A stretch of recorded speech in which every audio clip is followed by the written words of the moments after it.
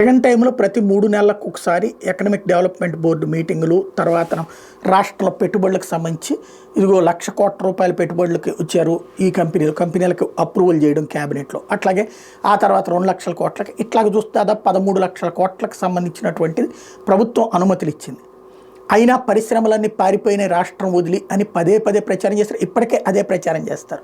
ఏంటయ్యా వీళ్ళు చెప్పేది? కియా పరిశ్రమ దగ్గర మాధవ్ చేసిన దిక్కుమాలిన పని. అదే సందర్భంలో ఏదైతే అమర్ రాజా బ్యాటరీస్కి సంబంధించి వీళ్ళే ప్రభుత్వమే చేసినటువంటి వాళ్ళు పోలా వీళ్ళు పోలా, వాళ్ళకి సంబంధించినటువంటి ఇబ్బంది పడ్డారు. అట్ ద సేమ్ టైం వాళ్ళ ఎక్స్పాన్షన్ వేరే చోటకి వెళ్ళారు. అలాగని మిగతా కంపెనీలను ఉంటుందంటే ఉండదు. అట్ ద సేమ్ టైం ఆంధ్రాకి అదానీ వచ్చాడు, అంబానీ వచ్చాడు, జిందాల్ వచ్చాడు. ఎదవరకటి సంస్థల యొక్క కంటిన్యూషన్ ఇప్పుడు ఈ ప్రభుత్వం చేసుకొస్తుంది. మరికొన్ని కొత్తవి వస్తున్నాయి. అలాంటి వాటిని ఇప్పుడు 7 లక్షల కోట్లు 9 నెలల్లో పెట్టుబడులు తెచ్చేసాం. ఇదివరకు 20 లక్షల కోట్లు తెచ్చారు, ఇప్పుడు 7 లక్షల కోట్లు తెచ్చారు. కానీ కరెక్ట్గా ఎంత ఆచరణలోకి వచ్చినాయి?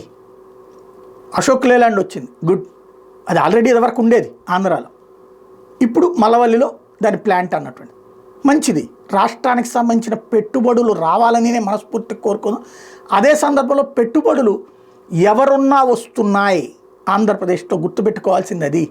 ఒకళ్ళు వస్తే పారిపోయారని ఇంకొకళ్ళు వస్తే మాత్రం వస్తున్నారన్నటువంటిది కేవలం ఒక సైకలాజికల్ గేమ్ మాత్రమే నడుపుతున్నారు.